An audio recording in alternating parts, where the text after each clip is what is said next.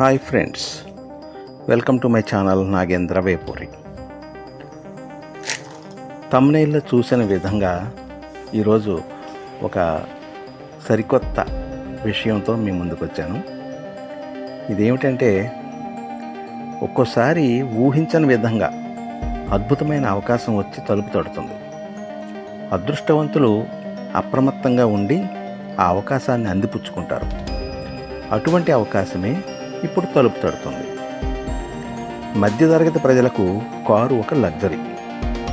అయినా అప్పో సప్పో చేసి అనేక మంది కుటుంబ సౌలభ్యం కోసం తక్కువ రేట్లో వచ్చే కార్లు కొనుక్కుంటారు. కార్లలో హై ఎండ్ మోడల్స్ అంటే బెంజ్, ఆడి, BMW, రేంజ్ రోవర్ లాంటి కార్లు సామాన్యులకి అందుబాటులో ఉండవు. ఎందుకంటే వాటి ఖరీదు 2 కోటీశ్వర్లు మాత్రమే కొనగలిగే కార్లు. ఇలాంటి కార్లను సైతం ఇప్పుడు ఎంతో కొంతకి తెగనమ్ముకోవాల్సిన రోజులు వచ్చాయి ఢిల్లీ వాసులకి. లేకుంటే అవి ప్రభుత్వంతో సీజ్ చేయబడి స్క్రాప్గా మారిపోవాల్సి ఉంది.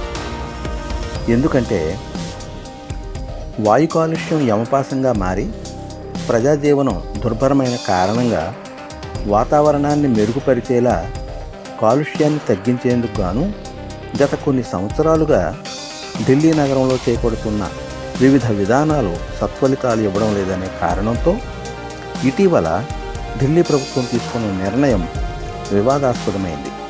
అదేమంటే, ఢిల్లీలో గల సుమారు 80 లక్షల వాహనాలు వెదజల్లే కాలుష్యాన్ని తగ్గించేందుకు గాను ఈ జూలై 1వ తేదీ నుండి 10 సంవత్సరాలు నిండిన డీజిల్ వాహనాలకు, 15 సంవత్సరాలు నిండిన పెట్రోల్ వాహనాలకు అక్కడి పెట్రోల్ బంక్స్లో ఇంధనం నింపకుండా నియంత్రించదలిచింది. ఇటువంటి కాలం చెల్లిన వాహనాల్లో సుమారు 18 లక్షల 4-వీలర్లు, 44 లక్షల 2-వీలర్లు ఉన్నట్లు గుర్తించారు. ఈ నిర్ణయాన్ని అమలు చేయడానికి గాను సుమారు 100 ప్రత్యేక బృందాలను నియమించడమే కాక సుమారు 500 పెట్రోల్ బంకుల వద్ద అమర్చబడిన అధునాతన కెమెరాలతో ఆర్టీఏకి డేటాబేస్ని అనుసంధానం చేసి అక్కడికి వచ్చే వాహనాలు ఎన్నేళ్ల క్రితం తయారైనవో గుర్తించి ఫస్ట్ టైం అయితే 4-వీలర్కి 10,000, 2-వీలర్కి 5,000 జరిమానా విధించడం, అదే వాహనాలు రెండవసారి వస్తే మాత్రం వాటిని సీజ్ చేసి స్క్రాప్కు తరలించడం జరుగుతుందని ప్రకటించబడింది. ఈ విధంగా నిబంధనలను కఠినంగా అమలు చేయడానికి పూనుకోవడంతో ఢిల్లీ ప్రభుత్వం పెద్ద ఎత్తున ప్రజాగ్రహానికి గురై తమ నిర్ణయం అమలులో సరికొత్త మార్పును తీసుకొచ్చింది. ఈ సందర్భంగా చర్చించబడిన విషయాల్లో కొన్ని ఈ విధంగా ఉన్నాయి. ఢిల్లీ ప్రభుత్వ నిబంధనల ప్రకారం ఢిల్లీలో గల సుమారు 42 లక్షల కాలం చెల్లిన వాహనాలను ఏం చేయాలి, ఎలా చేయాలి? ఆపై వాహనాలు కోల్పోయిన ప్రజల యొక్క ట్రాన్స్పోర్ట్ అవసరాలను ఎలా తీర్చుకోవాలి? అందుకు అనుగుణమైన ప్రజా రవాణా వ్యవస్థ అందుబాటులో ఉందా?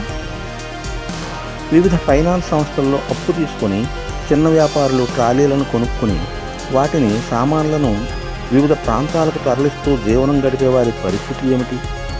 వారికి జీవనోపాధి ఎలా కల్పించుకోవాలి?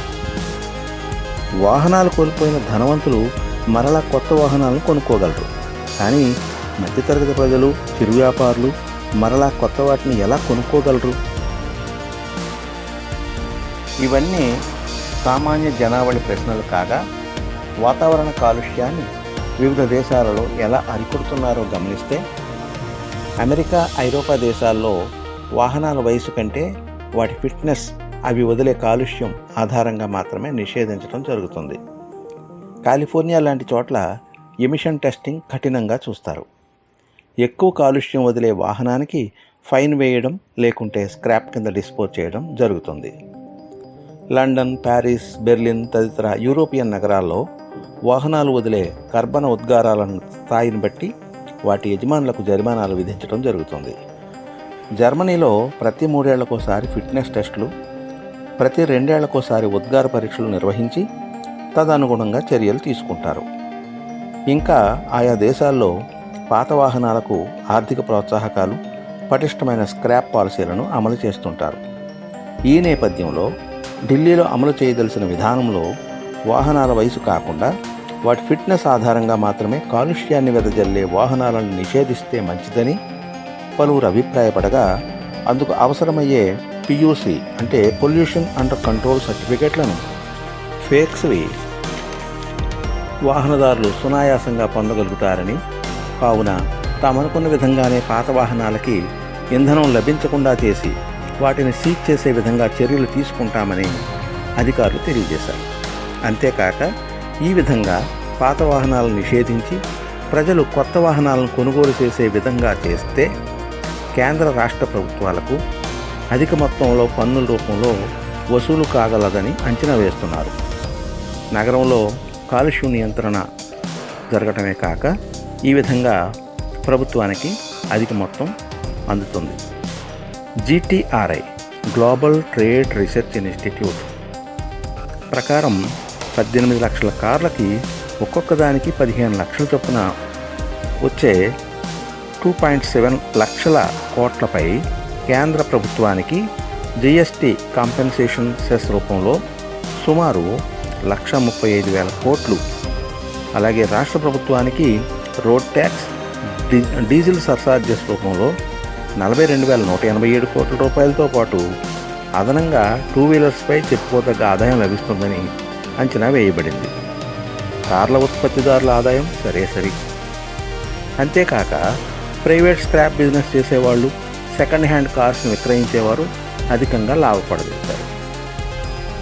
ప్రస్తుతం పొరుగు రాష్ట్రాల్లో సెకండ్ హ్యాండ్ కార్స్ వ్యాపారం చేసేవాళ్ళు ఢిల్లీ చేరుకుని 1-2 సంవత్సరాల్లో కాలపరిమితి ముగియనున్న ఖరీదైన బెంజ్, BMW, ఆడి, రేంజ్ రోవర్ తదితర కార్లను చౌకగా కొనుగోలు చేసి తమ రాష్ట్రాల్లో వినియోగదారులకు చౌక ధరల్లో అంటే 2 లక్షల నుంచి 3 లక్షల రూపాయలు ఆ విధంగా చౌక ధరల్లో అందుబాటులోకి తెస్తుండటంతో ఖరీదైన కార్లను కొనాలనుకునే మిడిల్ క్లాస్ వారి కోరిక ఈ విధంగా తీరే అవకాశం వచ్చినట్లుగా భావించవచ్చు.